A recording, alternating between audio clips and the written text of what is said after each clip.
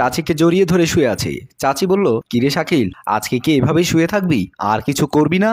আমি চাচিকে বললাম, চাচি, চাচা ঘরে আছে, এই অবস্থায় তুমি আমার রুমে ঢুকেছো। চাচা যদি বিষয়টা টের পায় তাহলে কি অবস্থা হবে একবার চিন্তা করে দেখেছো? চাচি তখন গরম হয়ে আমাকে বলল, তোর চাচা আলাভোলা প্রকৃতির মানুষ, অত কিছু বোঝে না। আমি তখন চাচিকে বললাম, চাচি, পৃথিবীতে এত মানুষ থাকতে তুমি আমাকে কেন বেছে নিলে? চাচি আমাকে বলল, একজন নারী পুরুষের চোখ দেখলে বুঝতে পারে কোন পুরুষটা তার বিছানায় পারফেক্ট। যদিও বা তুই আমার সম্পর্কে ভাসুরের ছেলে, তবুও তুই আমার কামনার পুরুষ। এখন কথা না বাড়িয়ে শুরু কর। আমিও চাচির কথা মতো শুরু করতে যাব। এমন সময় দেখতে পেলাম চাচির সমস্যা হয়েছে। আমি চাচিকে বললাম, চাচি, তোমার তো সমস্যা। চাচি বলল, ওসব তোকে চিন্তা করতে হবে না, সমস্যা আমার, তোর না। আমি বললাম, চাচি, এই অবস্থায় আমার ভালো লাগে না। এর আগেও একবার এই অবস্থায় তোমার সাথে মিলিত হয়ে আমার সমস্যা হয়েছে। চাচি বলল, দেখ, আজ আমার মন খুব চাচ্ছে, তাই তোর কাছে ছুটে এসেছি। তোর চাচাকে পর্যন্ত ভয় পাইনি। আমি বললাম, চাচি, এই অবস্থায় কিছু করতে পারবো না। চাচি বলল, আমি কিন্তু তোকে ছাড়বো না। আমি বললাম, তাহলে প্রোটেক্টের ব্যবস্থা করি। চাচি বলল, তুই শোয়া থেকে উঠবি না, ব্যবস্থা আমি করছি। আমি বললাম, চাচি, তুমি কিভাবে ব্যবস্থা করবে? চাচি বলল, তোর চাচাকে দিয়ে আনাবো। আমি বললাম, তোমার কি মাথা খারাপ হয়েছে? তুমি চাচাকে দিয়ে এগুলো আনাবে? চাচি বলল, তুই চুপ থাক, আমি ব্যবস্থা করছি। বলেই চাচি আমাকে খাটের উপর রেখে রুম থেকে বের হয়ে গেল। ওনার নাম দোলা বেগম, সম্পর্কে আমার ছোট চাচার বউ। চাচার বউ হলে কি হবে, উনি আমাকে ভাসুরের ছেলে হিসেবে মানে না। আমাকে বলে আমি নাকি তার কামনার পুরুষ। এই চাচির সাথে আমার এই অবৈধ সম্পর্ক শুরু হওয়ার ঘটনাটা আরো 2 বছর আগে। আমার ইন্টার পরীক্ষার হল পড়ে চাচাদের এলাকায়। আমাদের গ্রামের বাড়ি থেকে শহরে এসে পরীক্ষা দিতে গেলে প্রতিদিনই আমাকে আপ ডাউন করতে হবে। তাই আমার বাবা আমার ছোট চাচাকে বলে আমাকে চাচাদের বাসায় পাঠায়। যেদিন আমি চাচাদের বাসায় আসি, সেদিন দেখি চাচা সোফার উপর বসে চা খাচ্ছিল। পাশে বসা ছিল তার মেয়ে মিনু। আমি এসে কলিং বেল টিপতেই মিনু দরজা খুলে দিল। মিনু আমাকে দেখে বলল, শাকিল ভাই, আসসালামু আলাইকুম। আমি ওয়ালাইকুম সালাম বলে রুমে ঢুকে গেলাম। তারপর চাচাকে সালাম দিলাম। চাচা আমার সালামের উত্তর দিয়ে বলল, এই মিনুর মা, দেখে যাও, শাকিল এসেছে। চাচি এসে আমাকে শক্ত করে জড়িয়ে ধরলো। আমি কিছুটা বিব্রত বোধ করলাম। চাচি বলল, তোমার আসতে কোনো সমস্যা হয়নি তো?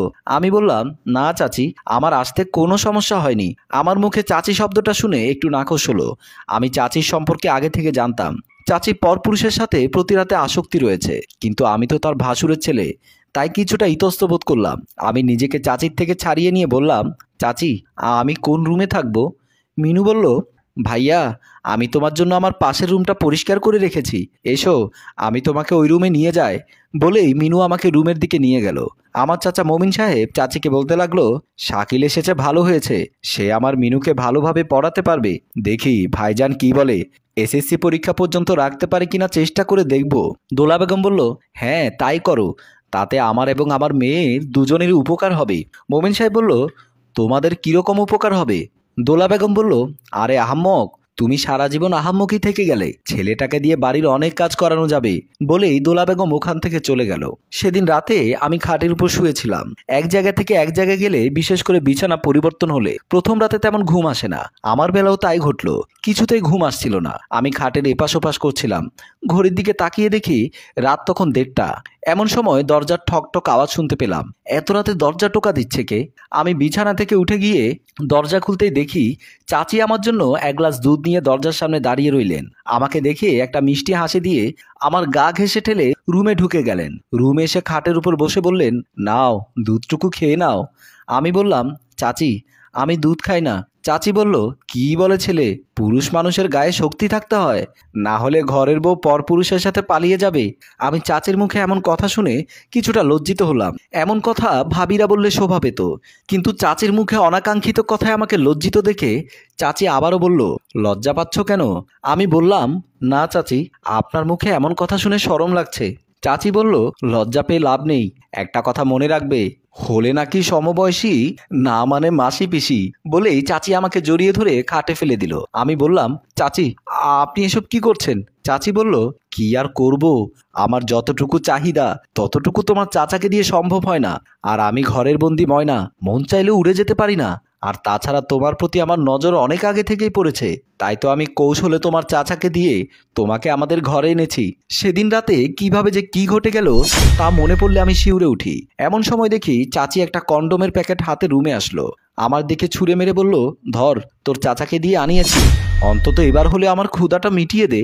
আমি কন্ডোমের প্যাকেটটা হাতে নিয়ে প্যাকেটটা খুলতে লাগলাম। দেখলাম এর ভেতর 3টা কন্ডোম। চাচি বলল, একটা নিয়ে আর 2টো দিয়ে দে। আমি বললাম, কেন? চাচি বলল, তোর চাচা রাতে খুঁজতে পারে। আমি একটা প্যাকেট পকেটে ঢুকিয়ে নিলাম। চাচি বলল, কি ব্যাপার, পকেটে ঢুকাচ্ছ কেন? আমি বললাম, একটা আমার লাগবে। চাচি বলল, আমাকে ছাড়া তুমি ওটা দিয়ে কি করবে? আমি বললাম, এত কৈফিয়ত খুঁজলে আমি চলে যাব। চাচি আর কোনো কথা বাড়ালো না, আমার পাশে শুয়ে পড়ল। রাতে মমিন সাহেব খাটের উপর অধীর আগ্রহ নিয়ে বসে আছেন। দোলা বেগম মমিন সাহেবকে অত বেশি সময় দেয় না। কালে ভদ্রে যদি একটু সুযোগ পায় তাও সীমিত সময়ের জন্য। আজকে যেহেতু দোলা বেগম মমিন সাহেবকে দিয়ে কন্ডো মানিয়েছেন, সেহেতু আজকে সুযোগ দিলেও দিতে পারে। তাই মমিন সাহেব না ঘুমিয়ে অধীর আগ্রহে বউয়ের জন্য অপেক্ষা করছেন। দোলা বেগম আসার সাথে সাথে মমিন সাহেব বলল, অত দেরি করলে কেন? দোলা বেগম বলল, ঘরের কাজ কি তোমার মৃত আম্মা এসে করে দেবে? এখনো না ঘুমিয়ে জেগে আছো কেন? মমিন সাহেব বলল, আজ বিকেলে আমাকে দিয়ে আনিয়েছো, বলেছিলে রাতে কাজে লাগবে, তাই ভাবলাম অনেক দিন হয়ে গেল, আজ মনে হয় তোমার মন আমার প্রতি সদয় হয়েছে। দোলা বেগম বলল, আমার এখন মুড নেই, ঘুমিয়ে পড়ো। মোমেন সাহেব বলল, তাহলে আমাকে দিয়ে ওগুলো আনালে কেন? দোলা বেগম বলল, আমি ঘুমাবো, আর তুমি আমার পাশে বসে ওগুলো ফুলাবে। মোমিন সাহেব বলল, ওগুলো কই? দোলা বেগম বলল, বালিশের নিচে আছে, দেখো। মোমিন সাহেব বালিশ সরাইতে দেখতে পেল কন্ডোমের প্যাকেটটা। হাতে নিয়ে প্যাকেট খুলে দেখলো ওখানে শুধু একটা কন্ডোম আছে। মোমিন সাহেব বলল, এইখানে তো 3টে প্যাকেট ছিল, এখন একটা কেন? দোলা বেগম বলল, বাকি 2টো আমি তরকারিতে রান্না করে খেয়েছি, হয়েছে, এবার ঘুমাও।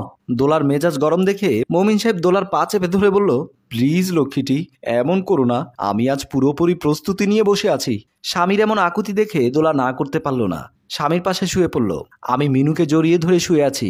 মিনু বলল, দেখো ভাইয়া, তুমি আমার চাচাতো ভাই, তারপরও আমি প্রতি রাতে তোমার সাথে স্বামী স্ত্রীর মতো থাকি। তুমি যখন যা চাও তাই করি, এখান থেকে যাওয়ার পর আমাকে ভুলে যাবে না তো? আমি বললাম, প্রতিদিন তোর এমন কথা আমার ভালো লাগে না। তোকে একবার বলেছি না, বিয়ে করলে আমি তোকেই করব। এখন আয়, আমাকে একটু ভালোবাসায় ভিজিয়ে দে। মিনু বলল, তোমার সাথে এমন অবাধ মেলামেশার কারণে আমার যদি কিছু হয়ে যায় তখন কি করবে? আমি বললাম, আজকে অবধি হবে না, আমি সাথে করে নিয়ে এসেছি। বলেই প্যাকেট থেকে কন্ডোমের প্যাকেটটা নিয়ে প্যাকেটটা ছিঁড়লাম। তারপর কন্ডোমটা রেখে প্যাকেটটা জানালা দিয়ে ছুঁড়ে ফেলে দিলাম। দোলা বেগম বাথরুমে যাওয়ার জন্য মিনু রুমের পাশ দিয়ে যাচ্ছিল, এমন সময় তার পায়ে গিয়ে পড়ল কন্ডোমের ছেঁড়া প্যাকেটটি। দোলা বেগম প্যাকেটটি হাতে নিয়ে অবাক হয়ে গেল। তার মেয়ে মিনু রুম থেকে প্যাকেটটা আসলো, কন্ডোমের প্যাকেটটা হাতে নিয়ে মিনু রুমে ঢুকলো। মিনু রুমে ঢুকতেই আমাকেও মিনুকে আপত্তিকর অবস্থায় দেখতে পেল। আমি লাফ মেরে দাঁড়িয়ে গেলাম। আমাকে দেখে চাচি বলল, ছি শাকিল, তুই এতটা খারাপ? চাচি আমাকে আর কিছু বলতে পারলো না, কারণ বলবে কিভাবে? আমি না যতটা খারাপ তার চাইতে বেশি খারাপ উনি। চাচি নিজের কৃতকর্মের জন্য অনুতপ্ত বোধ করছে, সেটা আমি স্পষ্ট দেখতে পেলাম। আমি কোনো ঝামেলা হওয়ার আগেই রুম থেকে বের হয়ে আমার গ্রামের বাড়ির উদ্দেশ্যে চলে গেলাম।